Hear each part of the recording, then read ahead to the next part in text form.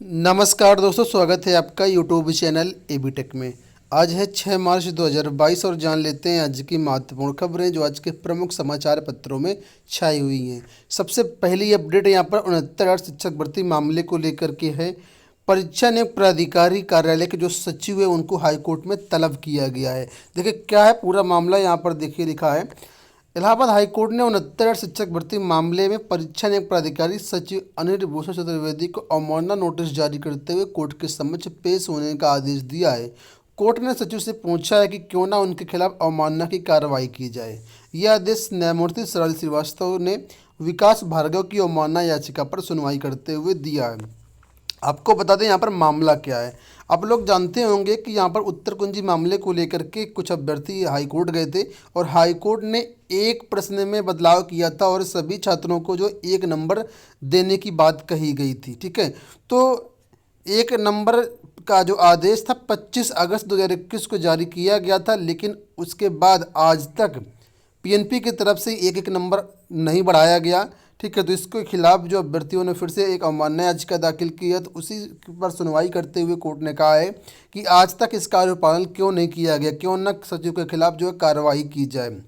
तो इसमें कुल मिलाकर के अब जो है 25 मई को सुनवाई होनी है और 25 मई को जब सुनवाई होगी तो कोर्ट ने परीक्षा नियुक्त प्राधिकारी सचिव को कोर्ट में उपस्थित होकर के स्पष्टीकरण देना होगा। और साथ में ये भी कहा है कि अगर 25 मई 2022 तक जो पीएनपी सचिव हैं इस आदेश का अनुपालन करवा देते हैं तो सरकारी अधिवक्ता के जरिए हलफनामा दाखिल करना होगा। उस समय कोर्ट में उपस्थित होने से उनकी छूट रहेगी। ठीक है, और इसी तरीके से यहाँ पर एक मामला देख के लिखा है कि बेसिक शिक्षा परिषद के सचिव हाईकोर्ट में तलब। इलाहाबाद हाईकोर्ट ने आदेशों का पालन न करने पर बेसिक शिक्षा परिषद के सचिव प्रताप सिंह बघेल को तलब किया है। कोर्ट ने कहा कि मामले में अगली सुनवाई की तिथि पर सचिव को कोर्ट में उपस्थित रहना होगा।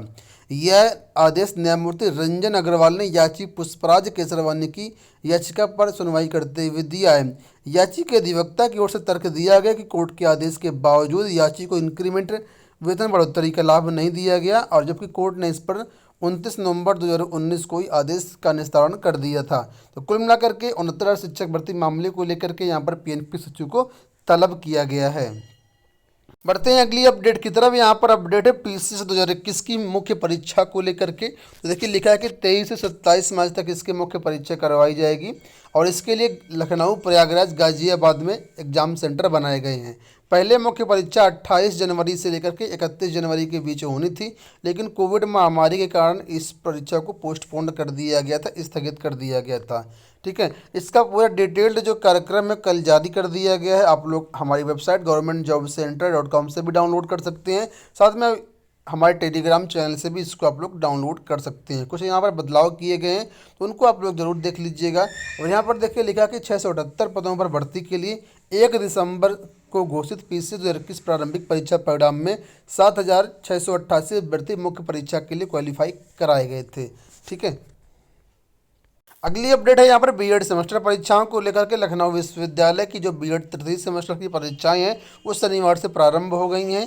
इसके साथ ही अन्य पाठ्यक्रमों के विषम सेमेस्टर की परीक्षाएं पूर्व से संचालित हो रही हैं। बात करेंगे चयन बोर्ड से। देखिए यहाँ पर चयन बोर्ड से लेटेस्ट अपडेट आई हुई है टीजीटी पीजीटी समायोजन को लेकर के। लिखा है कि टीजीटी और पीजीटी चयनितों का समायोजन नई सरकार में। उत्तर प्रदेश माध्यमिक शिक्षा सेवा चयन बोर्ड की टीजीटी और प्रवक्ता संवर्ग पीजीटी परीक्षा 2021 में चयनित अभ्यर्थियों का समायोजन के लिए अभी 10 मार्च तक इंतजार करना पड़ेगा। आज 7 मार्च है और 10 मार्च तक मिनिमम इंतजार करना पड़ेगा, क्योंकि यहाँ पर बोला गया है कि चुनाव आचार संहिता के बीच कुछ नहीं हो पाएगा। आगे लिखा है कि चयन बोर्ड ने सुप्रीम कोर्ट के दबाव में तय समय 31 अक्टूबर 2021 तक ये भर्ती प्रक्रिया तो पूरी करा दी, लेकिन सभी शिक्षकों का कार्यभार अब तक ग्रहण नहीं कर पाए हैं।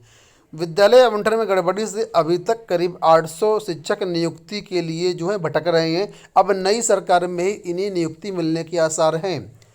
अडर माध्यमिक विद्यालयों के शिक्षकों की टीजीटी पीजीटी भर्ती परीक्षा करवाई गई थी। चयनित अभ्यर्थियों को विद्यालय आवंटन किया गया।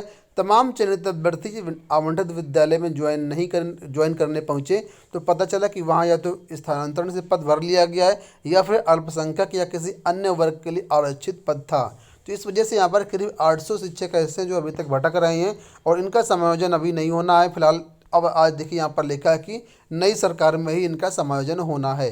जो कुछ भी अपडेट मिलेगी चैनल के माध्यम से आप लोगों को अपडेट की जाएगी। ठीक है, बढ़ते हैं हम लोग अगली अपडेट की तरफ। यहाँ पर अपडेट है रेलवे भर्तियों को लेकर के।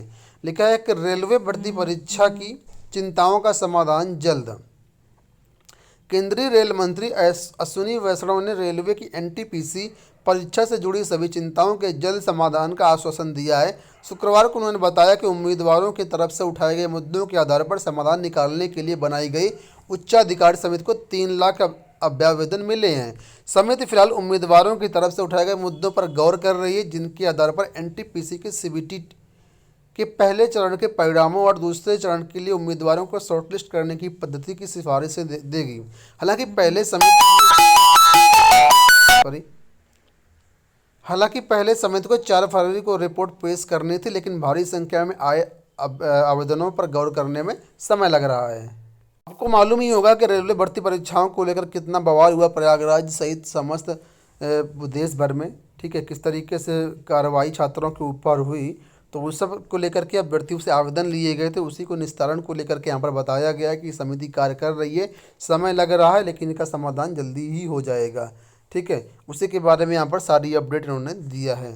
चलिए बढ़ते हैं अगली अपडेट की तरफ। यहाँ पर देखिए यूपीपीएससी को लेकर के अपडेट है। लिखा है कट ऑफ मार्कशीट जारी न करने पर घिरा यूपीपीएससी।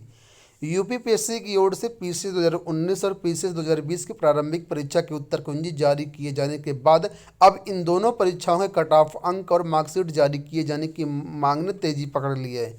हालांकि प्रारंभिक परीक्षा के कट ऑफ एवं मार्कशीट जारी होने की उम्मीद कम ही है, सो अभ्यर्थी अब न्यायालय जाने की तैयारी कर रहे हैं। आप लोग जानते हैं लोक सेवा आयोग कितनी बड़ी भर्ती परीक्षा होती है, पीसीएस की और भी कई सारी परीक्षाएं करवाता है, लेकिन यहाँ पर तो ना तो आंसर की जारी की जाती है, ना कट ऑफ जारी की जाती है, ना मार्क्स जारी किए जाती हैं। मामला हाईकोर्ट में जाने के बाद अभी हाल ही में उत्तर कुंजी जारी की गई है। अब यहाँ पर जो अभ्यर्थी हैं कट ऑफ और प्राप्तांक जारी करने की मांग कर रहे हैं। अभ्यर्थियों को आयोग से कोई उम्मीद नहीं है, इस वजह से अभ्यर्थी जो है एक बार फिर से न्यायालय जाने की तैयारी कर रहे हैं। यूपीपीएससी की ओर से पीसीएस 2018 तक प्रारंभिक परीक्षा का परिणाम जारी होने के तुरंत बाद ही कट ऑफ एवं मार्कशीट जारी कर दी जाते थे, लेकिन आयोग ने पीसीएस 2019 और पीसीएस 2020 की प्रारंभिक परीक्षा के कट ऑफ अंक एवं मार्कशीट जारी नहीं की, जबकि दोनों परीक्षाओं के तहत चयनित अभ्यर्थियों की नियुक्ति भी मिल चुकी है।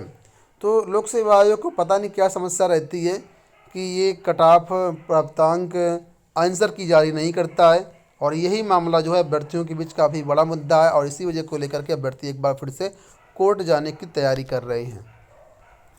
बढ़ते हैं अगली अपडेट की तरफ। यहाँ पर जो अगली अपडेट है वो देखिए, यहाँ पर लोक सेवा आयोग की कंप्यूटर ऑपरेटर परीक्षा को लेकर के लिखा है कि आधे से अधिक अभ्यर्थियों ने छोड़ी कंप्यूटर ऑपरेटर की परीक्षा।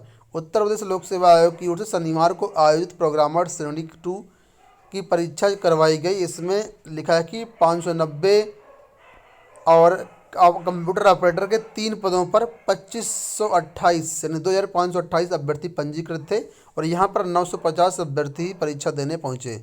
950 और 203 अभ्यर्थी पहुँचे थे परीक्षा देने।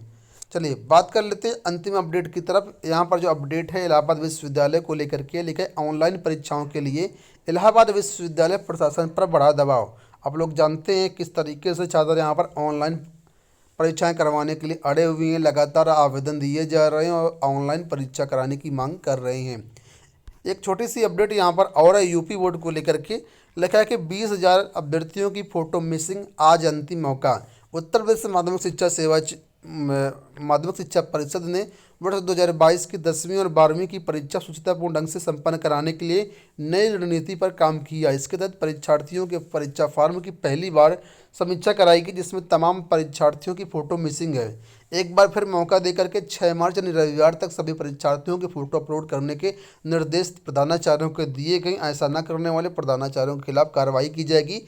फ़ोटो की मिसिंग या अस्पष्ट होने पर परीक्षार्थी परीक्षा में सम्मिलित नहीं हो पाएंगे। तो कुल मिलाकर के यहाँ पर भी बहुत सारी अभी फॉर्म अभी भी बाकी हैं जिनको अभी तक अपडेट नहीं किया गया है, और इनकी अभ्यर्थियों की फ़ोटो जो है मिसिंग है।